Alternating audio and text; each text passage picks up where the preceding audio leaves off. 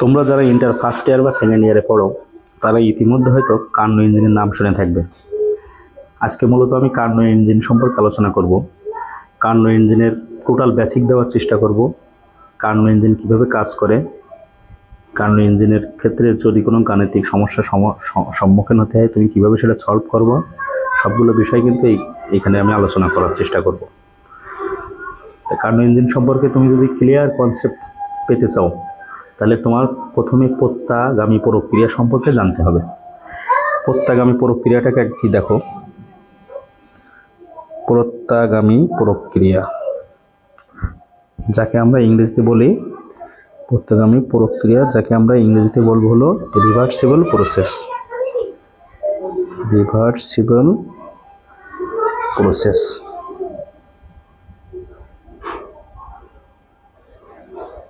এটাকে কাকে বলে দেখো, যে প্রক্রিয়ায় সম্মুখবর্তী ও পশ্চাৎবর্তী ধাপে কাজ ও পরিবর্তন সমান হয় এবং বিপরীতমুখী হয়। আমাকে লিখে ফেলি, তারপর তোমাদেরকে বোঝাচ্ছি। যে প্রক্রিয়ায় সম্মুখবর্তী ও পশ্চাৎবর্তী ধাপে কাজ ও পরিবর্তন সমান হয়, সমান ও বিপরীতমুখী হয়। বিপরীতমুখী মানে কি, একটা যদি পজিটিভ হয় একটা নেগেটিভ হবে, কিন্তু মানের দিক থেকে সমান হয়, বিপরীতমুখী হয়। সেই প্রক্রিয়াকে বলা হয় প্রত্যাগামী প্রক্রিয়া বা রিভার্সিবল প্রসেস। উদাহরণ হিসেবে আমরা কি দিতে পারি? উদাহরণ হিসেবে আমরা ওই যে মনে করো তোমার কাছে 3 কেজি বরফ আছে, 3 কেজি বরফ আছে। এই 3 কেজি বরফকে তুমি 3 কেজি পানিতে কনভার্ট করতে চাও। তাহলে বরফকে যদি পানি বানাতে হয় তাহলে কি তাপ দিতে হবে না? তাহলে এখান থেকে তুমি মনে করো একটা কিছু পরিমাণ তাপ দিলে, 10⁶ জুল তাপ তুমি দিছো। এই ধাপে তোমরা কি করলে?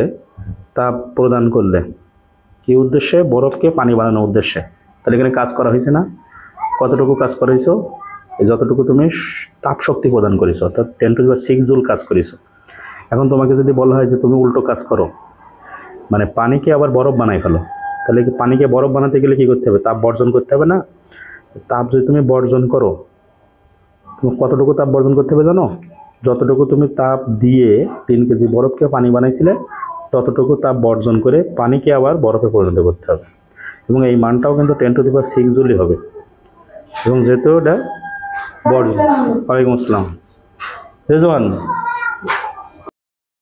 তাহলে এই যে বরফকে পানি বানানো বা পানিকে বরফ বানানো, এই যে প্রথম ধাপে আমরা বরফকে পানি বানাইছি না, এটা হলো সম্মুখবর্তী প্রক্রিয়া। আর যখন আমরা পানিকে আবার বরফ বানাইছি এটা হলো পশ্চাৎবর্তী প্রক্রিয়া। এই দুইটাতেই কিন্তু কাজ আর পরিবর্তনের মান সমান হয়েছে, এবং সেই মানটা হলো এত, কিন্তু বিপরীতমুখী হয়েছে, তাই মাইনাস চিহ্ন ব্যবহার করেছি। তাহলে এই যে বরফকে পানি বানানো, পানিকে পুনরায় বরফ বানানো, এটা কিন্তু প্রত্যাগামী প্রক্রিয়ার উদাহরণ। তারপরে আর কি আছে এরকম উদাহরণ? মনে করো স্প্রিংয়ের কথা বলি। একটা স্প্রিংকে তুমি মনে করো টানলে এদিক থেকে, আর এভাবে দুই পাশটা টেনে একটু ফাঁকা করলে, বড়ো করলে স্প্রিংটা এরকম প্রসারিত করলে, এই ক্ষেত্রে টানতে গেলে তুমি মনে করো কিছু কাজ করেছো, এবং যে কাজটার মান মনে করো আমরা ধরে দিলাম পজিটিভ 60 জুল। তারপরে এই দুই প্রান্ত থেকে যদি আমরা আবার ছেড়ে দেই স্প্রিংকে, তখন ও কিন্তু আবার আগের অবস্থায় ব্যাক করবে, মানে আগের মতন হয়ে যেতে চাবে। এই ক্ষেত্রে যখন আমি ছেড়ে দেবো তখন স্প্রিংটা যে আবার আগের মতন হয়ে যাবে। এই যে ছেড়ে দেওয়ার সময় স্প্রিংয়ের ভিতরেও কিন্তু এই যে -60 জুল কাজ করা লাগবে ব্যাকে আসতে গেলে। তাহলে স্প্রিংয়ের সংকোচন প্রসারণও কিন্তু প্রত্যাগামী প্রক্রিয়ার উদাহরণ। কিন্তু সমস্যা হলো প্রত্যাগামী প্রক্রিয়া আমাদের এই যে মহাবিশ্বে খুব কম পরিমাণে আছে, হাতে গোনা অল্প কিছু আছে। বেশিরভাগই হলো এর উল্টো প্রসেসটা, হাতে গোনা অল্প কয়েকটা আছে, যেরকম ইলেকট্রিক ফিল্ড, ম্যাগনেটিক ফিল্ড, এগুলো। একটা জিনিস মনে রাখবা, প্রত্যাগামী প্রক্রিয়ায় কিন্তু কাজ সংরক্ষিত হয়, মানে কাজ বা শক্তি সংরক্ষিত হয়, শক্তিকে পুনরুদ্ধার করা যায়। এই কথাগুলো এমসিকিউর জন্য লাগতে পারে। আর ঠিক এর বিপরীত প্রক্রিয়া হলো অপ্রত্যাগামী প্রক্রিয়া। অপ্রত্যাগামী প্রক্রিয়া যাকে ইংরেজিতে বলা হয় ইরিভার্সিবল প্রসেস। Irreversible process. এটা কাকে বলে? ওইটা একদম সেম সংজ্ঞায় দেবা, শুধু লাস্টে লিখবা কি যে বিপরীতমুখী হয় না, পরিবর্তন সমান ও বিপরীতমুখী হয় না। মানে সংজ্ঞাটা এরকম, যে প্রক্রিয়ায় সম্মুখবর্তী ও পশ্চাৎবর্তী ধাপে কাজ ও পরিবর্তন সমান ও বিপরীতমুখী হয় না, সেই প্রক্রিয়াকে বলা হয় অপত্যগামী প্রক্রিয়া। উদাহরণ অ্যাভেলেবল। আমরা আমাদের এই যে দুনিয়াতে যত প্রক্রিয়াই কল্পনা করি না কেন, বেশিরভাগ প্রক্রিয়া 99% প্রক্রিয়াই কিন্তু অপত্যগামী প্রক্রিয়া।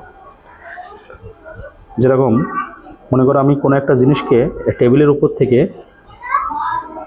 ধরো এটা টেবিলের উপর একটা বস্তু আছে, এই বস্তুকে আমি এদিকে সরাই নিচ্ছে, এই পর্যন্ত সরাই আনলাম, তাহলে আমি বল প্রয়োগ করেছি ওদিক ঠিক আছে, কিন্তু ঘর্ষণ তো কাজ করছে এইদিকে, ঘর্ষণ বলে এদিকে কাজ করছে। এখান থেকে এই পর্যন্ত নিয়ে যেতে গেলে আমার যে স্মরণ হয়েছে ঘর্ষণের বিপরীত দিকে না, এই কাজটা নেগেটিভ কাজ, এবং এটা মান ধরলাম আমরা -50 জন। আবার এই বস্তুকে যদি পুনরায় আমি এখানে আনতে চাই, তাহলে আবার একটা ঘর্ষণ আছে, কিন্তু এই ক্ষেত্রে ঘর্ষণ বলে এইদিকে কাজ করছে, এবং এই ক্ষেত্রে যে কাজটা হচ্ছে সেটাও কিন্তু ঋণাত্মক কাজ, কিন্তু দেখা যাচ্ছে আগের মতন 50 জুল ঋণাত্মক কাজ হয়নি, এখন দেখা যাচ্ছে অন্য একটা ঋণাত্মক কাজ হয়েছে, -40 জুল কাজ হয়েছে। তাহলে এই ঘর্ষণের কারণে মানে এখানে সংরক্ষিত থাকে না, মান সমান হয় না, তাহলে এটা কিন্তু একটা অপত্যগামী প্রক্রিয়ার উদাহরণ। আবার মনে করো যে পাহাড়ের উপর থেকে বৃষ্টি পড়ছে, পানি পড়ে যাচ্ছে, এখান থেকে 3 কেজি পানি মনে করে নিচে পড়ে গেল, পানির উপর থেকে যখন নিচে পড়ে, তখন পানির কিছু বিভব, এখানে সম্পূর্ণ শক্তিটাই বিভব শক্তিতে থাকে। এবার যখন এখানে চলে আসছে, তখন কিছু শক্তি তাপ শক্তিতে, গতিশক্তিতে একটু নষ্ট হয়ে যাচ্ছে, মানে ঝামেলা হয়ে যাচ্ছে। তুমি যদি আবার এই নিচ থেকে পানি আবার উপরে উঠাও, তাহলে সেক্ষেত্রে দেখবা যে 3 কেজি পানি উঠাতে পারছো না, এই ক্ষেত্রে কিছু পানি কম উঠাতে পারছো ওই একই কাজের। হ্যাঁ, যেটা বলছিলাম, পাহাড়ের উপর থেকে যখন আমরা পানি ফেলি, সেই পানিটা 3 কেজি পানি যদি নিচে আসে, তাহলে এই পানিটার কিছু শক্তি, তাপ শক্তি, বিভব শক্তি, গতিশক্তিতে কনভার্ট হয়ে যাচ্ছে। এখন যদি তুমি আবার চেষ্টা করো যে নিচ থেকে ওই 3 কেজি পানি উপরে তুলবা, তখন দেখবা সেক্ষেত্রে তুমি 3 কেজি পানি পুরোপুরি উঠাতে পারছো না, ওই একই কাজ করার কারণে কাজ কিছুটা কম বেশি হয়ে যাচ্ছে।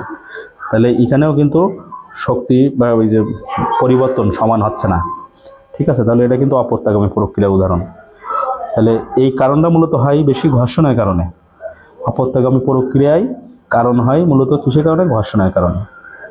এটা বোঝার পরে আমাদের আচ্ছা, তাহলে আমার মনে হয় তোমরা অপত্যগামী প্রক্রিয়া মোটামুটি বুঝেছো।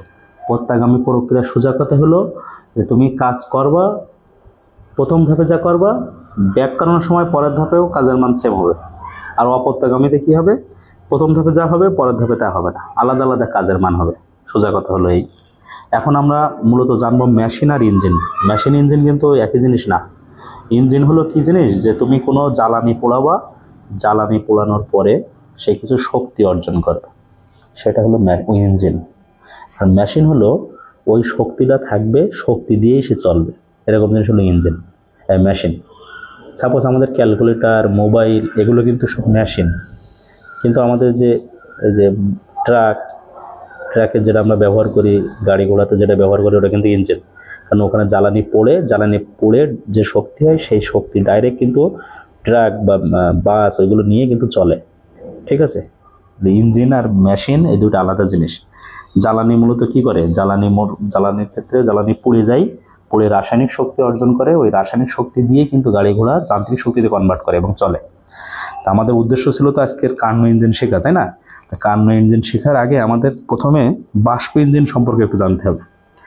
বাষ্প ইঞ্জিনের নাম তোমরা ইতিমধ্যে হয়তো শুনে থাকবে, স্টিম ইঞ্জিন বা বাষ্প ইঞ্জিন। এটা জেমস ওয়াট কিন্তু আবিষ্কার করেন, জেমস ওয়াট, ঠিক আছে? এর স্ট্রাকচারটা আমি একটু বোঝানোর চেষ্টা করি। নাম শুনে বোঝাচ্ছে বাষ্প থেকে যে ইঞ্জিন চলবে, তাই না? এখানে ব্যাপারটা হলো এরকম, প্রথমে তুমি একটা বয়লার নিলে, মনে করে একটা পানির পাত্র নিলে, বড় একটা পানির পাত্র। আমি জাস্ট ধারণা দিচ্ছি কিন্তু যে বাষ্প ইঞ্জিন কেমনভাবে কাজ করে। তাহলে এটার নাম হলো ব্রয়লার। এর ভিতরে কি আছে? পানি আছে, ঠিক আছে? এর ভিতরে পানি আছে, আর এই পানিতে আমরা তাপ দিচ্ছি কিসের সাহায্যে? কয়লার সাহায্যে। মানে এখানে আমরা কয়লার সাহায্যে এখানে তাপ দেওয়া হচ্ছে। কারণ এখানে যে এই বয়লার কিন্তু এই পাত্রটা, আর কয়লার সাহায্যে যে আমরা তাপ দিচ্ছি, কয়লা মনে করে আমরা আবার কোনো একটা কিছু দিয়ে ফেলছি, এখানে বেলচা বা অন্য কিছু দিয়ে মনে করে ফেলছি। কারণ যখন আমরা এখানে তাপ দেবো তখন কি হবে, বাষ্প তৈরি হবে না? এই বাষ্পটা মনে করে এইভাবে বাষ্পটা উড়ে যাচ্ছে। কারণ বাষ্পকে সংরক্ষণ করার জন্য আমরা আবার এখান থেকে একটা পাইপ ফিট করলাম।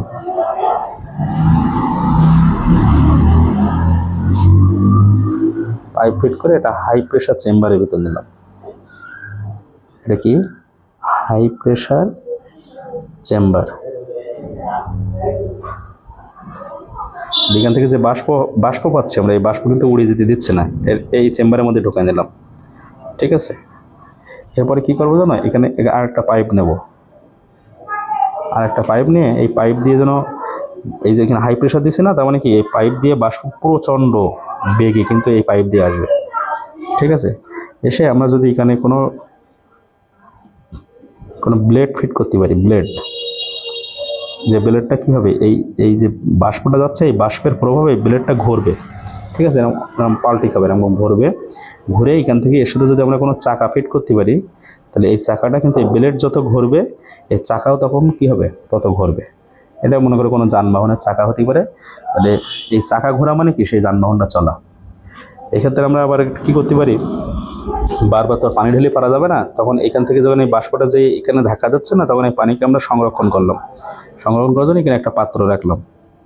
ঠিক আছে, এবার এই পাত্রে যে এই যে বাষ্প ঠান্ডা হয়ে যে পানিতে পরিণত হচ্ছে না, এই পানিটা মনে করো আমরা একটা কোনো প্রসেসে আবার এই বয়লারের মধ্যে ঢোকানোর চেষ্টা করলাম। এখান থেকে আমরা এবার ঢোকানোর চেষ্টা করছি, তখন দেখো আমাদের বারবার কিন্তু পানি দেওয়া লাগছে না। লাগছে না। তাহলে আমরা মূল বেসিকটা কি শিখলাম, যে কোনো একটা বয়লারের ভিতরে আমরা পানি রাখবো, কয়লার সাহায্যে এখানে তাপ দেবো, দিয়ে বাষ্প উৎপন্ন হবে, যা সেই বাষ্পটা একটা হাই প্রেশার চেম্বারের ভিতর নেব। চেম্বার থেকে এই হাই প্রেশারের কারণে অধিক বেগে এই বাষ্পগুলো উড়ে যেয়ে এখানে কিছু ব্লেড থাকবে, এই ব্লেডে যেই ধাক্কা দেবে, ধাক্কার ফলে ব্লেডটা ঘুরবে, আর এই ব্লেডের সাথে যদি কোনো চাকা ফিট করা হয়, তাহলে সেই চাকাটাও কিন্তু ঘুরবে এবং যানবাহন চলবে। এই হলো মূলত আমাদের বাষ্প ইঞ্জিনের বেসিক। ঠিক আছে, এরপরে আমরা আরেকটা ইঞ্জিন সম্পর্কে জানবো, সেটা হলো গ্যাসোলিন ইঞ্জিন। গ্যাসোলিন ইঞ্জিন,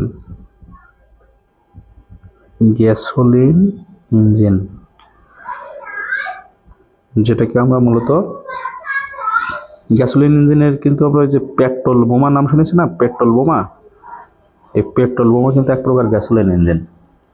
ঠিক আছে, পেট্রোল বোমার নাম শুনেছি না, ওই যে বিভিন্ন গন্ডগোল ফ্যাসাদ হইলে বোমা মারে, পেট্রোল বোমা। তো ওর মেন কনসেপ্টটা দেখো, মনে করো তুমি একটা পাত্রে কিছু পেট্রোল নিলে, পাত্রে মনে করো পেট্রোল আছে, ঠিক আছে, আর এর উপরে একটা এরকম একটা সলতে নিলে, সলতে বলতে ওই যে আমরা ছোটোবেলায় ওই যে হারিকেনের সাথে যেটা ব্যবহার করতাম, সলতে। এখন এই সলতেতে যদি আগুন ধরাই দেওয়া হয়, তাহলে এই সলতেটা পুড়ে যাবে, পুড়ে যেয়ে কী হবে, এর ভিতরে যে পেট্রোল আছে না, এই পেট্রোলে কিন্তু আগুন মানে এক প্রকার জ্বালানি, তাই না? তো এতে যদি আগুন লাগে তাহলে কিন্তু এটা দাউ দাউ করে জ্বলে উঠবে। কারণ এটা যদি কাঁচের তৈরি হয়, আর তুমি যদি এখানে আগুন ধরে এই কাঁচের তৈরি বোতল সহ আগুন ধরানো অবস্থায় কাউটার দিকে চেলে মারো, তাহলে কি কোনো কিছুতে লাগলে এই কাঁচটা না ভেঙে যাবে, আর কাঁচটা যখন ভেঙে যাবে তখন এই আগুন না এইগুলো পেয়ে যাবে, পেট্রোলগুলো পেয়ে যাবে, পেট্রোলে গায়ে আগুন লেগে যাবে, তখন এটা দাউ দাউ করে জ্বলে উঠবে। এই হলো মেন বেসিক। ঠিক আছে, এটা হলো গ্যাসোলিন ইঞ্জিন। এখানে পেট্রোল ব্যবহার না করে যদি কেউ ডিজেল ব্যবহার করে, ডিজেল বা হলো অকটেন বা সিএনজি গ্যাস, সবগুলো কিন্তু একই ব্যাপার। এই সবগুলো এই বোতলের মধ্যে ঢোকানো হবে এবং সলতে থাকবে, দিয়ে আমরা যদি জোরে এভাবে কারোর দিকে ছড়িয়ে দিই, তাহলে ওখানে বিস্ফোরণ সৃষ্টি হবে। আর এটা হলো মূলত আমরা বলি পেট্রোল বোমা। তো এটা মূলত কিভাবে হয় দেখো, মনে করো একটা সিলিন্ডারে কিছু এরকম, দেখো আমি কি আঁকাই,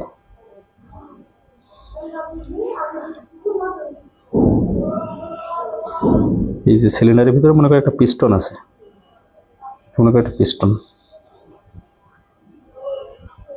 আমরা কিন্তু জানতে চাচ্ছি যে ওই যে গ্যাসোলিন ইঞ্জিনের সাহায্যে কীভাবে গাড়ি ঘোড়া চালায়, এভাবে এটা জানতে চাচ্ছি। এর জন্য এই জিনিসটাকে আমরা পিস্টন নাম দিচ্ছি, পিস্টন। আর এটা হলো তেল টানার লাইন, এই যে পাইপটা, এই পাইপ দিয়ে তেল আসে বা ওই যে এইগুলো আসে, এই যে ডিজেল, অকটেন বা সিএনজি গ্যাস এইগুলো আসে, ঠিক আছে। তেল টানার লাইন বা পাইপ এরকম একটা কিছু থাকবে, এই পাইপ দিয়ে তেল আসবে, ঠিক আছে। এখানে একটা ভাল্ব থাকবে, এই ভাল্বটার বিশেষ বৈশিষ্ট্য হলো যখন এই পিস্টনটা নিচের দিকে নেমে যাবে তখন ভাল্বটা খুলে যাবে। মানে এরকম কানেকশন দিয়েই করা, যে এই পিস্টনটা যখন নিচের দিকে এরকম নিচের দিকে চলে আসবে, আস্তে আস্তে এরকম নিচের দিকে আসবে, তখন এই ভাল্বটা আস্তে আস্তে ফাঁকা হয়ে যাবে এবং এখান থেকে কিছু তেল স্প্রে করবে। আর যখন তেল স্প্রে করবে তখন কি হবে, তখন এখান থেকে বিস্ফোরণ হবে না, একটা ফায়ার হবে। আর এই ফায়ারের কারণে এই জায়গায় অধিক চাপের সৃষ্টি হবে, আর যে চাপের সৃষ্টি হবে এর কারণে পিস্টনটা আরও নিচে নেমে চলে আসবে তাড়াহুড়ো করে। মানে প্রথমত পিস্টনটা আস্তে আস্তে নামছিল, যখন আস্তে আস্তে পিস্টন নামবে তখন এই জায়গার ভাল্ব খুলে যাবে, খুলে যাওয়ার পরে এখান থেকে তেল এখান থেকে স্প্রে হবে, তেল যেইখানে স্প্রে হবে সেইখানে ফায়ার হবে, আর ফায়ার হলে পর এখানে অধিক চাপ সৃষ্টি হবে, যে চাপের কারণে পিস্টনটা আরও নিচে নেমে আসবে। কারণ এই পিস্টনের সাথে যদি আমরা কোনো চাকা ফিট করে দিই, এখানে মনে করো আরেকটা কোনো কানেকশন দেওয়া আছে, একটা চাকা লাগানো আছে, এখান থেকে যদি আমরা কোনো চাকা রেখে দিই, এভাবে চাকা ফিট করে দিই, তাহলে এইটা যখন নিচে আসবে তখন এই চাকাটা ঘুরবে। এখন এই পিস্টনটা সর্বোচ্চ নিচে যখন এই পর্যন্ত আসবে তখন দেখা যাচ্ছে চাকাটা এরকম পুরো 180 ডিগ্রি করে ঘুরে গেছে, মানে একবার পুরো ঘুরেছে। তারপরে যখন এই পিস্টনটা সর্বোচ্চ নিচে আসবে তখন যখন আবার উপরে উঠতে থাকবে তখন কি হবে, এই সব জায়গায় এই যখন ফায়ার হয়েছে না তখন কিছু কার্বন ডাইঅক্সাইড, কিছু জলীয় বাষ্প সৃষ্টি হয়েছে, মানে যেগুলো এক্সজস্ট বলি আমরা, যেগুলো আসলে বাজে জিনিস আর কি। তাহলে সে এইরকম একটা পাইপ থাকবে, যে পাইপ দিয়ে এই যে এক্সজস্ট মধ্যে কী থাকবে, কার্বন ডাইঅক্সাইড, জলীয় বাষ্প, এই কণাগুলো আবার এই পথ দিয়ে বেরিয়ে যাবে, ঠিক আছে। এখানে একটা ভাল্ব লাগানো থাকবে, যে যখন এটা উপরে উঠবে তখন এটা খুলে যাবে, দিয়ে এখান থেকে বের হবে। আবার যখন এটা যখন আবার উপরে উঠবে তখন কি হবে, তখন এই উপরে ওঠার সময় এই ভাল্বটা বন্ধ হবে আর এটা খুলে যাবে। মানে এখানে সব সময় যখন এর নিচে নামবে তখন এই ভাল্ব খুলতে থাকবে, এটা বন্ধ থাকবে, আর যখন এবার উপরে উঠবে এই ভাল্ব খুলে যাবে, এটা বন্ধ থাকবে। এটাই হলো বেসিক। এইভাবে আমরা যে গাড়ি ঘোড়াতে যে ইঞ্জিন ব্যবহার করি এই কাজটাই হয়, ঠিক আছে। তাহলে এই যে গ্যাসোলিন ইঞ্জিন বলতে এই কাজটা হবে। তো প্রথমে একটা তেল টানা পাইপ দিয়ে এমনি তেল আসবে, এর ভিতরে একটা পিস্টন থাকবে, পিস্টন যত নিচে নামবে এখান থেকে তেল তত স্প্রে হয়ে বের হবে। তেল যখন এর ভিতরে স্প্রে হবে তখন এই জায়গায় কী হবে, ফায়ার হবে। যখন ফায়ার হবে তখন পিস্টন আরও নিচে নেমে আসবে, আর যেই পিস্টন অনেক নিচে আসবে তখন এর সাথে যে চাকা ফিট করা আছে এই চাকাটা ঘুরে যাবে, আর চাকাটা যখন পুরো 180 ডিগ্রি কোণে ঘুরে যাবে, অর্থাৎ পিস্টন যখন নিচে আসবে তখন আবার উপরের দিকে উঠবে। যখন উপরের দিকে উঠবে তখন এর ভিতরে যে এক্সজস্ট আছে বা বজ্রগুলো আছে, এই বজ্রগুলো এই পাইপ দিয়ে বাইরে বের হয়ে যাবে। এইটাই মূলত মেন কনসেপ্ট গ্যাসোলিন ইঞ্জিনের। এখন আমরা মূলত কার্নো ইঞ্জিন সম্পর্কে আলোচনা করতে পারব। আচ্ছা, আমাদের এই মেন উদ্দেশ্য ছিল কার্নো ইঞ্জিন শেখার। কার্নো ইঞ্জিন শিখতে গেলে যা যা বেসিক লাগবে আমি দিছি। এখন আমি মূলত কার্নো ইঞ্জিন শুরু করব। কার্নো ইঞ্জিন সম্পর্কে ধারণা দেন প্রায় এখান থেকে 250 বছর আগে। আর কার্নো ইঞ্জিন বোঝার জন্য আমাদের চিত্র আঁকতে হবে। আমি ধরে দিলাম এটা হলো একটা সিলিন্ডার, এই সিলিন্ডারের দুই পাশ একটু পুরো এবং এই দুই পাশ অপরিবাহী দিয়ে তৈরি হবে, অপরিবাহী দিয়ে তৈরি এই দুই পাশ। আর এই যে নিচে যে অংশটা এটা একটু পাতলা, এটা হলো পরিবাহী। আর এখানে কয়েকটা জিনিস আমাদের রেখে দিতে হবে। প্রথমটা হলো তাপ উৎস, এর তাপমাত্রা মনে করো T1। তারপরে অন্তরক রাখতে হবে, অন্তরকের রাখার পরে আবার তাপ গ্রাহক বলে আরেকটা জিনিস রাখতে হবে। এই 3টা জিনিস রাখতে হবে। আর বোঝার সুবিধার্থে আমরা একটা গ্রাফ এঁকে রাখবো, যে কোন ধাপে কি ঘটে একদম যেন এখানে A to Z লিখতে পারি। এই বরাবর আমরা আয়তন রাখলাম, এই বরাবর চাপ রাখলাম। আর এই যে সিলিন্ডারের ভিতরে পিস্টন রাখতে হবে, পিস্টন। সিলিন্ডারের ভিতরে কি আছে, গ্যাস আছে, ঠিক আছে। আচ্ছা, এবার প্রথম একটা কার্নো ইঞ্জিন মোট 4টা ধাপে কাজ কমপ্লিট করে। কয়টা ধাপে বললাম, 4টা ধাপে। তো 4টা ধাপের সবগুলোকে যদি আমি একত্রে বলতে চাই যে কার্নো ইঞ্জিন কি করে, কার্নো ইঞ্জিন প্রথমে একটা কোনো জায়গা থেকে তাপ গ্রহণ করবে, মানে শক্তি গ্রহণ করবে। শক্তি গ্রহণ করার পরে কিছু শক্তিকে সে কাজে রূপান্তরিত করতে পারবে, কিছু শক্তিকে করতে পারবে না। যতটুকু সে কাজে রূপান্তরিত করলো শক্তিকে, সেটা তো করলোই। যতটুকু সে শক্তিকে কাজে রূপান্তরিত করতে পারবে না, সেইগুলোকে আবার বার করে দিতে হবে। বার করে যদিও দিতে পারে, তাহলে ও আবার প্রথম স্টেপে চলে আসবে।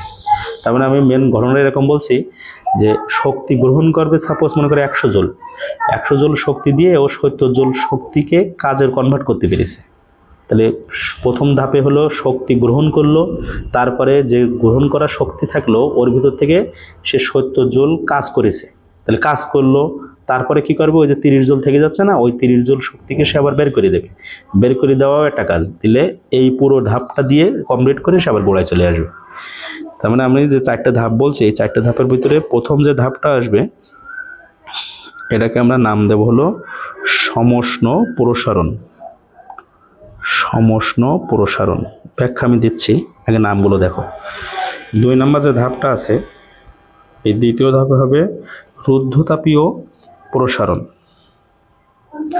রুদ্ধতাপীয় প্রসারণ এগুলো কিন্তু সব আগে শেখানো আছে। 3 নম্বর হলো সমষ্ণ সংকোচন।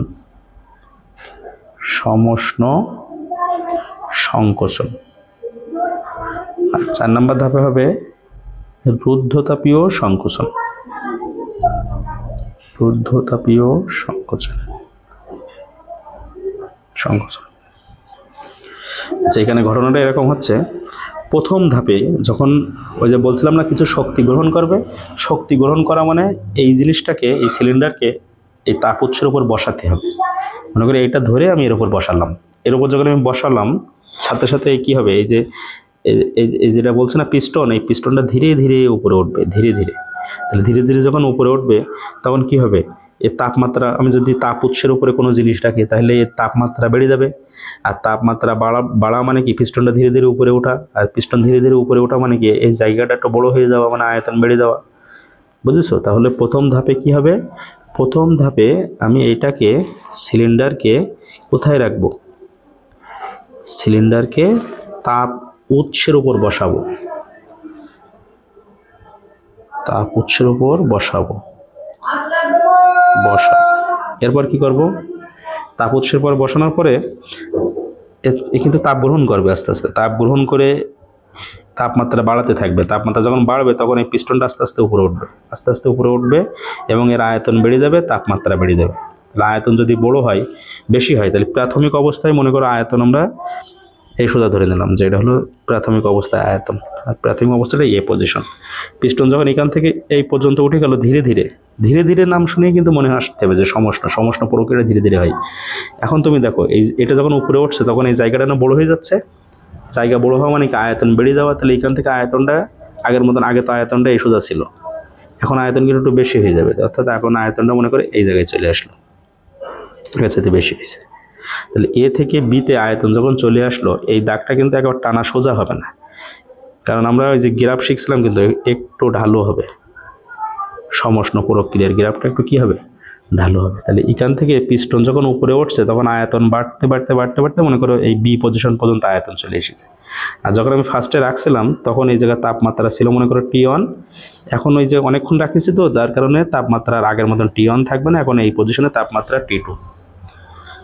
ঠিক আছে? তাহলে এই যে দাগটা আমি কাটলাম গ্রাফে, এই দাগ বরাবর কি করেছে, এই সিলিন্ডারটা শক্তি গ্রহণ করেছে না, তাহলে এই দাগকে আমরা বলতে পারি শক্তি গ্রহণ। ঠিক আছে? আচ্ছা, এরপরে কি হবে দেখো, পিস্টন কিন্তু ধীরে ধীরে এই পর্যন্ত উঠে গেছে, এই পিস্টনটা এখন এই পজিশনে আছে ফার্স্ট স্টেপে, স্টেপ 1। এখন কি হবে, এখান থেকে এক চান্সে আরও জোরে উপরে উঠবে। ঠিক আছে? মানে কেন উঠবে জানো, যখন আমি এই সিলিন্ডারকে এই তাপ উৎসের উপর থেকে সরিয়ে নিয়ে অন্তরকের উপর রাখবো। অন্তরকের উপর রাখা মানে কি, এই দুই পাশটা সিল করা অপরিবাহী দিয়ে তৈরি, আর এইটাকেও আমি এই অন্তরকের উপর যখন বসাচ্ছি তখন এই সাইডটাও আটকায় যাচ্ছে। তার মানে এ একটা বদ্ধ জায়গা তৈরি হচ্ছে। বদ্ধ জায়গায় কি হয়, তাপ কোনো দিক থেকে আর বাইরে বের হতে পারে। তাপ যখন কোনো দিক থেকে বাইরে বের হতে না পারে তখন কি হয়, এরা এই পিস্টনটা খুব দ্রুত উপরে উঠে যায়। ঠিক এই পর্যন্ত ছিল না প্রথম ধাপের পরে, এখন মনে করে খুব দ্রুত পিস্টনটা এই জায়গায় চলে এসেছে। পিস্টন যখন খুব দ্রুত ওখানে চলে আসছে তখন কি ঘটছে দেখো, তখন হঠাৎ করে প্রসারণ হচ্ছে না, আর হঠাৎ করে প্রসারণকে আমরা কি বলি, রুদ্ধতাপীয় প্রসারণ বলি। তাহলে এটা যখন হয় তখন বাইরে থেকে কোনো তাপ ঢুকতে পারে, পারে না, ভেতর থেকে কোনো তাপ বেরোতে পারে, তাও পারে না। এই সময় অভ্যন্তরীণ শক্তি যা আছে সবগুলো কিন্তু কাজে কনভার্ট হয়, ঠিক আছে। মানে এর ভিতরে যখন কোনো তাপ বেরোতে পারে না, ঢুকতে পারে না, তখন এর ভিতরে যে অভ্যন্তরীণ শক্তি আছে সবগুলো কিসে পরিণত হয়, কাজে কনভার্ট হয়, ঠিক আছে। এরপরে কি হয়, এবার তাপমাত্রা ওই T2 কিন্তু থাকে, কারণ তাপমাত্রা তো বেরোতে পারে না। তাহলে রুদ্ধতাপীয়তে কি হয়, খুব দ্রুত পিস্টন উপরে ওঠে। আর এর জন্য আমাদের কোথায় রাখতে হবে, এটাকে অন্তরকের উপর বসাতে হবে, অন্তরকের উপর বসাতে হবে, ঠিক আছে। অন্তরক বসানোর ফলে কি হবে, এর ভিতরে যে তাপমাত্রা ছিল সেই তাপমাত্রা সামান্য কিন্তু কমবে না, বাড়বেও না, কমবেও না, কারণ সিল করা চারিদিক থেকে। তাহলে তাপমাত্রা সেম থাকবে। আর যেহেতু এটা এই তাপমাত্রা সেম থাকবে এবং ওই তাপমাত্রা দিয়ে কি করবে, অভ্যন্তরীণ শক্তি পুরোটাই কাজে কনভার্ট করবে, ঠিক আছে। তাহলে এই যে দ্রুত বলছে না, এই দ্রুতর কারণে এটা হলো রুদ্ধতাপীয় প্রক্রিয়া। আর রুদ্ধতাপীয় প্রক্রিয়ার ক্ষেত্রে এই গ্রাফটা এর মতন এরকম হয়, কিন্তু এত সোজা হয় না, একটু খাড়া হয়। অর্থাৎ এখন যে প্রক্রিয়াটা হবে মনে করো এরকম সি, কিন্তু এখানে তাপমাত্রা সেই সেম T2 কিন্তু আছে, কারণ এখানে সিল করা আছে। কিন্তু যখন আমি অন্তরকের উপর বসাইছি তখন তাপ গ্রহণ করতে পারবে না, বর্জন করতে পারবে না, তাপমাত্রা আগে যা ছিল তাই থাকবে। তাহলে পিস্টনটা এখন উপরে চলে গেছে, তাপমাত্রা আগের মতন T2 আছে। আর এই ধাপেও সে কী করেছে, সেই ধাপে সে কাজ সম্পাদন করেছে। তাহলে প্রথম ধাপে শক্তি নিয়েছিল, যখন ধীরে ধীরে উঠছিল, তাপ উৎসের উপর বসাইলাম, তারপরে অন্তরকের উপর বসানোর ফলে কি হয়েছে, কাজ সম্পাদন করেছে, ঠিক আছে। তাহলে এই পর্যন্ত চলে আসলো। এরপরে কি হবে দেখো, 3 নম্বর ধাপ হলো সমষ্ণ সংকোচন। এখন কিন্তু এই পিস্টনটা এই পজিশনে চলে এসেছে। প্রথম স্টেপে এখান পর্যন্ত উঠছিল ধীরে ধীরে, তারপর এখান থেকে এই পজিশন পর্যন্ত খুব দ্রুত উঠেছে রুদ্ধতাপীয়। আর এই পজিশন পর্যন্ত উঠতে গেলে সে শুধু তাপ গ্রহণ করেছে, আর এখান থেকে সে তাপ গ্রহণ বর্জন কিছু করেনি, শুধু কাজ করেছে, ঠিক আছে। এবার এই পিস্টন যখন এখানে আছে, এই পজিশন থেকে সে আবার নিচের দিকে নামবে। নিচের দিকে যখন নামবে সে আবার ধীরে ধীরে নামবে। নিচের দিকে যখন ধীরে ধীরে নামবে তখন সে আবার সমষ্ণ বলবো, যে ধীরে ধীরে। আর নিচের দিকে নামছে তাই সংকুচিত হচ্ছে, নিচের জায়গা কমাই দিচ্ছে। তাহলে এখন এটাকে আমরা কোথায় রাখবো জানো, এটাকে আমরা রাখবো হলো তাপগ্রাহকের উপর। এই ঘটনা ঘটাইতে গেলে, নিচের দিকে নামতে গেলে, যখন আমি এটাকে অন্তরক থেকে সরিয়ে তাপগ্রাহকের উপর রাখবো, তখন এই তাপগ্রাহক তাপ গ্রহণ করবে, মানে তাপমাত্রা কি হবে, মানে তাপ যখন গ্রহণ করবে তখন এটা হচ্ছে আস্তে আস্তে নিচে নেমে আসবে, ঠিক আছে। ওই যে আমরা বলছিলাম না যে শক্তি প্রথম গ্রহণ করেছে, তারপরে সেই শক্তি দিয়ে কিছু কাজ করেছে, আর যে শক্তিগুলো দিয়ে কোনো কাজ হয়নি সেই শক্তিগুলো বের করে দিতে হবে। তাহলে সেই শক্তিটা বের করে গ্রহণ করে নেবে কে, তাপগ্রাহক। তাহলে থার্ড স্টেপে রাখবো আমরা কোথায়, তাপগ্রাহকের উপর ওই সিলিন্ডারটা রাখবো, ঠিক আছে, রাখবো। এখানে কিন্তু কোনো কাজ হবে না, এখানে কি হবে, শুধুমাত্র ওই শক্তিগুলো শুধু বের করে দেবে। শক্তিগুলো যদি বের করে দেয় তাহলে এই পিস্টনটা আস্তে আস্তে কি হবে, নিচে নামবে। তখন তাপমাত্রা বেড়ে যাবে, মানে কার তাপমাত্রা বেড়ে যাবে, গ্যাসের তাপমাত্রা বেড়ে যাবে। গ্যাসের তাপ কম হ্যাঁ, তাহলে এখান থেকে আমরা যখন সমষ্ণ সংকোচন করছি তখন কি হচ্ছে, সমষ্ণ সংকোচনে এই যে যতটুকু শক্তি কাজে কনভার্ট হয়নি ওই শক্তিগুলো বের করে দেবে, আর এই শক্তিগুলো গ্রহণ করবে কি, তাপগ্রাহক গ্রহণ করবে, ঠিক আছে। তাহলে এখানে আবার সেই সমষ্ণ সংকোচন হবে ধীরে ধীরে। তাহলে গ্রাফটা ঠিক এর সমান্তরাল মতন এরকম হবে, সি থেকে ডি পজিশন পর্যন্ত আসলো। আর এখানে শুধু কি হবে, এই যে লস, মানে যে শক্তিগুলো বর্জন করছে, এখানে শক্তি বর্জন করছে, মানে যেগুলো যে শক্তিগুলোকে সে কাজে কনভার্ট করেনি ওই শক্তিগুলোকে কি করছে, বর্জন করছে। বেশ, তাহলে প্রথমে আমরা কি করছিলাম, তাপ উৎসের উপর বসাইলাম, তাপ গ্রহণ করলো, শক্তি গ্রহণ করলো প্রথম ধাপে, এই যে এবি বরাবর। তারপরে কি হবে, তারপরে একে অন্তরকের উপর বসালাম, পিস্টন খুব দ্রুত উপরে উঠে গেল, যতটুকু শক্তি গ্রহণ করছিল তার থেকে কিছু দিয়ে সে কাজ সম্পাদন করেছে। তারপরে এই পিস্টন আবার উপর থেকে যখন নিচে নামা শুরু করবে তখন শক্তি বর্জন করবে, বর্জন করা শক্তি গ্রহণ করবে কিটা, এই যে তাপগ্রাহক বলে যে জিনিসটা আছে। এরপরে এই সিলিন্ডারকে আবার অন্তরকের উপর বসাবো, অন্তরকের উপর যেই বসাবো সেই এই পিস্টনটা ঠিক এই পজিশন পর্যন্ত আসছিল, তো এবার খুব দ্রুত আবার নিচে নেমে চলে আসবে। তাহলে এই খুব দ্রুত আসাকে রুদ্ধতাপীয় বলা হয়। আর রুদ্ধতাপীয়র জন্য কোথায় বসাবো? অন্তরকের উপর বসাবো, অন্তরের উপর বসাবো। এখানে যখন আমরা বসাবো তখন এর তাপমাত্রা T2 থাকবে, কিন্তু সে আবার ওই কি করবে, পুরো প্রক্রিয়া শেষ করবে না, আবার সে ফার্স্টের অবস্থায় যাওয়ার চেষ্টা করবে। ঠিক আছে, এই যে হলো মূলত 4টা ধাপ। এক্ষেত্রে তাপমাত্রাগুলো সব খেয়াল রাখবা। প্রথমে আমরা শুরু করছিলাম যখন তাপমাত্রা হলো T1, তারপরে তাপমাত্রা T2, তারপর T2 লাস্টেও T2। তাহলে প্রথম ধাপে সে কী করিল? শক্তি গ্রহণ করেছে, পরের ধাপে কাজ করেছে, তারপরে ধাপে শক্তি বর্জন করেছে। আর এই ধাপে কি করবে? সে আবার শুরু থেকে শুরু করবে, মানে স্টার্ট এগেন। 1টা 2টা 3টা 4টা, এই 4টা ধাপ দিয়ে সে আবার প্রথম অবস্থায় ফিরে আসবে। আর প্রথম অবস্থায় যদি ফিরে আসে তাহলে সে আবার এই পুরো প্রক্রিয়াটা আবার আগের মতন করে শেষ করবে।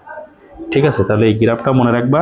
আর মেন ব্যাপারটা মনে রাখবা যে আমি প্রথমে কি করেছিলাম, প্রথমে তাপ উৎসের উপর রাখাই এইটি তাপ গ্রহণ করেছে, মানে শক্তি গ্রহণ করেছে। তারপরে কি করলাম? তারপরে একে অন্তরকে রাখলাম। পিস্টন প্রথম চান্সে এইটুকু উঠছিল, পরের ধাপে আরও তাড়াতাড়ি উঠেছে, এই পর্যন্ত উঠে এই যে পরের ধাপে তাড়াতাড়ি ওঠার সময় সে কাজ সম্পাদন করেছে। তারপরে ওঠার পরে যখন সে নিচের দিকে নামছে তখন সে কী করিল? তখন সে শক্তি বর্জন করে দিয়েছে, বর্জন করে আবার ব্যাক করেছে। ঠিক আছে, তারপরে চতুর্থ ধাপে কি হয়েছে? এখান থেকে সে আবার দ্রুত নিচে নেমে এসেছে। তার মানে পিস্টন প্রথমে এই পজিশনে ছিল, এই পজিশন থেকে সে ধীরে ধীরে উপরে উঠছে, এখান থেকে সে খুব দ্রুত উপরে উঠেছে, উঠে এবার এখান থেকে নামার সময় সে ধীরে ধীরে নেমেছে, ধীরে ধীরে নামার পরে এখান থেকে যে সেখন আবার দ্রুত নেমেছে। তাহলে এই যে ধীর যেখানে যাচ্ছে ধীরে ধীরে, এটা সব সমষ্ণ, এটা হলো সমষ্ণ প্রসারণ, এটা হলো সমষ্ণ সংকোচন। এই দ্রুত তো তাহলে রুদ্ধতাপীয় প্রসারণ, আর এই জায়গায় দ্রুত তো রুদ্ধতাপীয় সংকোচন। এগুলো মনে রাখতে হবে। এই যখন সমষ্ণ প্রসারণ হয়েছে তখন সে শক্তি গ্রহণ করেছে, এখানে কি করেছে? কাজ করেছে। এখানে কি করেছে? এখানে সে লস বর্জন করেছে। তারপর এখানে কি হয়েছে? সে আবার পুনরায় শুরু থেকে শুরু করেছে। এই 4টা দাগের মানে বুঝতে হবে: শক্তি গ্রহণ, কাজ, শক্তি বর্জন, শুরু থেকে শুরু। এইগুলো মূলত কার্নো ইঞ্জিনের ব্যাখ্যা। আর একটা মনে রাখবা যে এখান থেকে এই বরাবর শক্তি গ্রহণ, এটা হলো ইঞ্জিনের পজিটিভ কাজ। এখান থেকে এটা হলো ইঞ্জিনের পজিটিভ কাজ, কিন্তু এটা হলো ইঞ্জিনের নেগেটিভ কাজ। টোটাল কাজ যখন আমাদের বের করতে বলবে তখন এই অংশটাকে পজিটিভ মনে রাখবা, এটা পজিটিভ মনে রাখবা, এটা নেগেটিভ মনে রাখবা, এটা নেগেটিভ মনে রাখবা। এই 4টা যোগ করে যে ফলাফল আসবে সেটা টোটাল অ্যান্সার। আর একটা বলি, এটা যেহেতু আবার প্রথম অবস্থায় ফিরে যাচ্ছে, এটা হলো প্রত্যাগামী প্রক্রিয়া। ঠিক আছে, এই হলো আমাদের মূলত কার্নো ইঞ্জিনের বেসিক। এখন আমরা একটা অঙ্ক করব, অঙ্কটা খেয়াল করো। অঙ্কটা পড়ো। একটি মোটরসাইকেল কোম্পানি মোটরসাইকেলে ব্যবহৃত ইঞ্জিন দ্বারা সম্পাদিত কাজকে কার্নো চক্রের ন্যায় নিম্নোক্ত চাপ আয়তন লেখচিত্র দ্বারা প্রকাশ করে। ঠিক আছে, প্রথম প্রশ্নে বলেছি ইঞ্জিনের কর্মদক্ষতা কত, আর তারপরে একটি চক্রে ইঞ্জিন দ্বারা কৃত কাজ হিসাব করো। এখানে এই বরাবর 230 ডিগ্রি সেলসিয়াস লেখা আছে, আর এই বরাবর লেখা আছে 27 ডিগ্রি সেলসিয়াস। এইগুলো তোমার উদ্দীপকে দেওয়া আছে। তাহলে এখান থেকে আমরা যাত্রা শুরু, এটা হলো তার সেকেন্ড পজিশন, থার্ড, 4, আবার এখানে শুরু। কোন পজিশনে আয়তন কত, চাপ কত, সব পাশে ছকে লিখে দেওয়া আছে। এখন প্রশ্নটার অ্যান্সার করতে হবে। এ বিন্দুতে চাপ হলো P1, যার মান হলো 1.04 × 10⁵ একক আছে প্যাসকেল এককে বা nm/2 এককে। বি বিন্দুতে চাপের মান, ডি বিন্দুতে চাপের মান, তারপরে তোমার এটা হলো P4 হবে, এখানে P4 আর এখানে হবে 3। ঠিক আছে, আচ্ছা এখানে হবে V4 হবে, আর এখানে হবে V2, আর এটা হবে 3, না হ্যাঁ 3, V3। এটা হবে মূলত প্রশ্ন। আচ্ছা এখানে এবার শোনো, প্রথম প্রশ্নে বলেছি ইঞ্জিনের কর্মদক্ষতা কত। এটা বেশি সমস্যা না, কর্মদক্ষতার সূত্র তো এটা সমান 1 - T2/T1, এটা করলে আনাপ। এখন এই যে 1 - T2 মানে কত? 27 ডিগ্রি সেলসিয়াস। ডিগ্রি সেলসিয়াস থাকলে হবে না, কেলভিন করতে হবে। কেলভিন করতে হবে, অর্থাৎ 27 + 273, আর T1 মানে 230, 230 + 273, তাহলে উপরে আসছে 300 আর নিচে আসছে হলো 2, 3, 503। এটা ভাগ করে দিলে অ্যান্সার হয়ে যাবে 1 মাইনাস 300/503। এখানে আসছে 0.4035। এটা যদি আমরা পার্সেন্ট করি তাহলে আসছে 40.35%। এটা হলো ইঞ্জিনের কর্মদক্ষতা। মোটামুটি এটা সোজা আছে, এটা নিয়ে সমস্যা নেই। এখন আমাদের পরের প্রশ্নটা একটু করতে হবে। অদায় একটি চক্রে ইঞ্জিনের দ্বারা কৃত কাজ হিসাব করো। এখন একটা চক্র বলতে কি বোঝাচ্ছে? এ থেকে বি, বি থেকে সি, সি থেকে ডি, ডি থেকে আবার এ। মানে একটি পূর্ণ চক্র মানে এ, বি, সি, ডি আর এ হলো একটা পূর্ণ চক্র। এখন এখানে দেখো পুরো চক্রে কয় ক্ষেত্রে কয়বার কাজ হচ্ছে। দেখো এখান থেকে এটা কাজ হচ্ছে, একটা কাজ হচ্ছে, একটা কাজ হচ্ছে, একটা কাজ হচ্ছে। তাহলে সবগুলো কাজ যদি যোগ করে দেই তাহলে একটা পূর্ণ চক্রের কাজ আমরা পেয়ে যাব। তাহলে এখন টোটাল কাজ যদি আমরা বের করতে চাই তাহলে কি করব? এ বি অংশের কাজ, তারপরে বিসি অংশের কাজ, সিডি অংশের কাজ আর ডিএ অংশের কাজ, এই 4 রকম কাজ না যোগ করতে হবে। আর আমরা না আগেই বলছিলাম যে এই জায়গায় যে কাজটা হবে সেটা হলো পজিটিভ কাজ, এটাও কিন্তু পজিটিভ কাজ, এটা কিন্তু নেগেটিভ কাজ, এটা কিন্তু নেগেটিভ কাজ, এরকম বলছিলাম কিন্তু। আচ্ছা, এখন আমাদের দায়িত্ব হলো প্রত্যেকটা জায়গার কাজ বের করা। এখন এটা কি বনাম কিসের গ্রাফ? দেখো এটা হলো চাপ বনাম আয়তন গ্রাফ। তাহলে চাপ বনাম আয়তন গ্রাফের আবদ্ধ অঞ্চলের ক্ষেত্রফল কিন্তু কাজ নির্দেশ করে, কিন্তু জানতে হবে। ঠিক আছে, তাহলে আমরা যদি এখানে ডব্লু এ বি বের করতে চাই, এ বি অংশের কাজ, তাহলে এ থেকে দেখো এ বিন্দু আর বি বিন্দুর দিক তাকাও শুধু।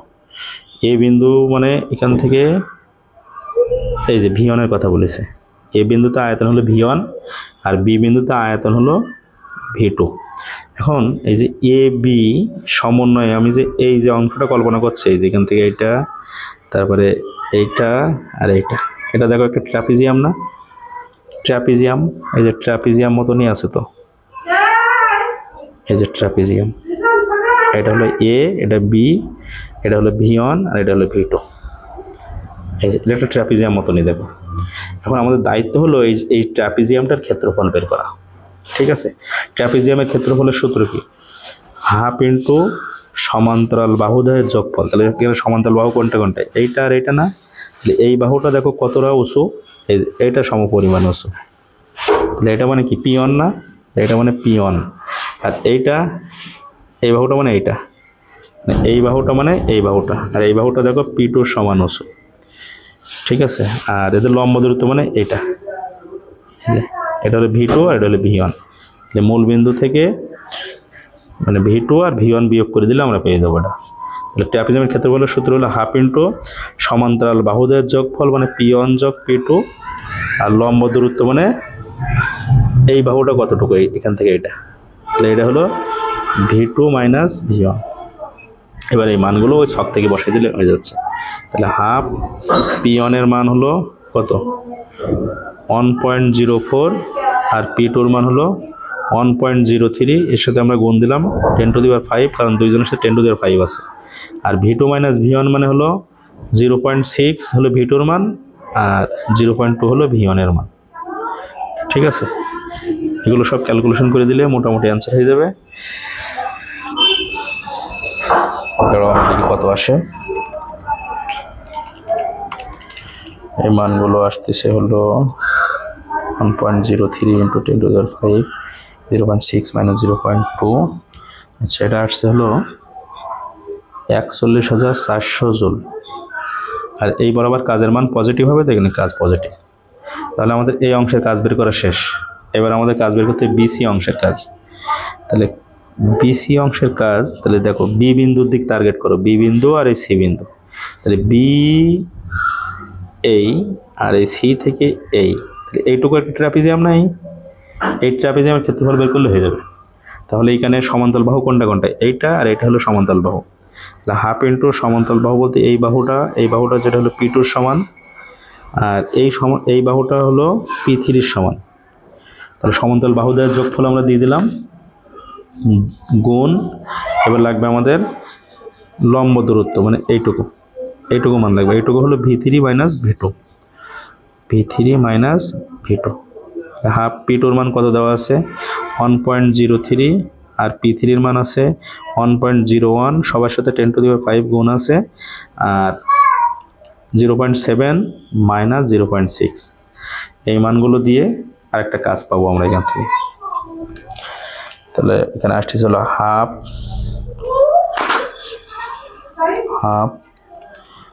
তারপর হলো 1.03 1.01 10 টু দি পাওয়ার 5 0.7 মাইনাস 0.6। এই মানটা আসতেছে হলো 10,200 জুল। এটাও কিন্তু পজিটিভ কাজ, ঠিক আছে। এবার আমাদের সিডি বরাবর কাজ বের করতে হবে। তাহলে সিডির ক্ষেত্রে ডি থেকে আমরা এ একটা বিন্দু পেলাম V4 আর সি থেকে একটা হলো V3, ঠিক আছে।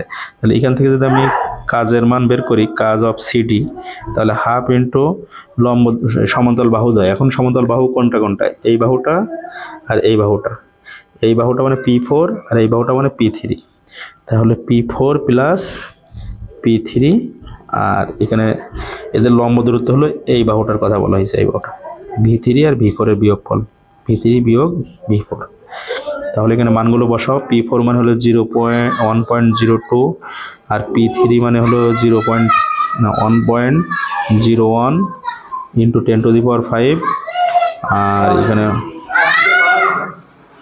না আজকে পড়াবো না। আর এখানে হলো V3 এর মান হলো 0.7 আর এখানে হলো 0.3। তাহলে এখান থেকে যে মানগুলো আসছে সেই মানটা হলো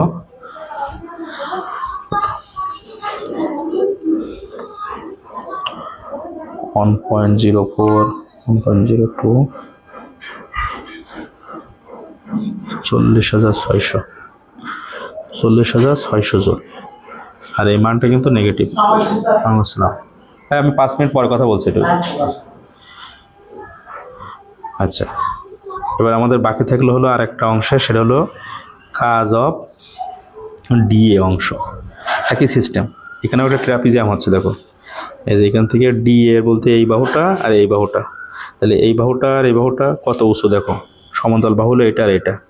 তাহলে এখান থেকে এটা উঁচু হলো P4 আর হলো P1 আর এর সাথে আমাদের বিয়োগ হবে V4 V1। এই মানগুলো বসাই এখানে আমরা গুণ করে দিলে হবে। P4 এর মান আছে হলো 1.02 আর P1 এর মান আছে হলো 1.04, সবার সাথে 10 টু দি 5 গুণ আছে আর এখানে 0.3 মাইনাস 0.2। এই মানগুলো গুণ করে দিলে আসবে হলো 10,300। আর এই কাজটা কিন্তু ঋণাত্মক কাজ, মানে এই বরাবর কাজ পজিটিভ, এই বরাবর পজিটিভ, এটা নেগেটিভ, এটা নেগেটিভ। এখন তোমার দায়িত্ব হলো সম্পূর্ণ সবগুলোর ক্ষেত্রে কাজগুলো যোগ করা। তাহলে এই জায়গাতে মান বসানো, এই জায়গাতে মান বসানো। তাহলে ডব্লিউ সমান এই যে প্লাস 41,400 জুল যোগ 10,200 joule minus 40,600 joule minus 10,300 joule, ঠিক আছে। এই মানগুলো যোগ বিয়োগ করে দিলে অ্যান্সার আসবে হলো 700 জুল, পজিটিভ 700 জুল। এইভাবে আমরা মূলত কার্নো ইঞ্জিনের কাজ বের করি। হ্যাঁ, তোমরা এইভাবে প্র্যাকটিস করবা, দেখবা আশা করি সমস্যার সমাধান হয়ে যাবে। অনেক সময় প্রশ্নে এই পুরো চক্র না বলে যে 5 চক্র, তো তখন তুমি এই 1 চক্রের কাজ বের করে 5 দিয়ে গুণ করে দিবা। আবার অনেক সময় এরকম বলে যে শুধু এ বি অংশের কাজ, তাহলে শুধু এ বি অংশের কাজ তো যেভাবে বের করলে, তাহলে এরকম আসে যে এ বি বিসি অংশের কাজ, তাহলে এই 2টা যোগ করে দিতে হবে। এ বি বিসি সিডি 3টের কাজ চাইলে তখন 3টা যোগ করে দিতে হবে। তো ঠিক আছে, ভালো থাকো সবাই, ধন্যবাদ।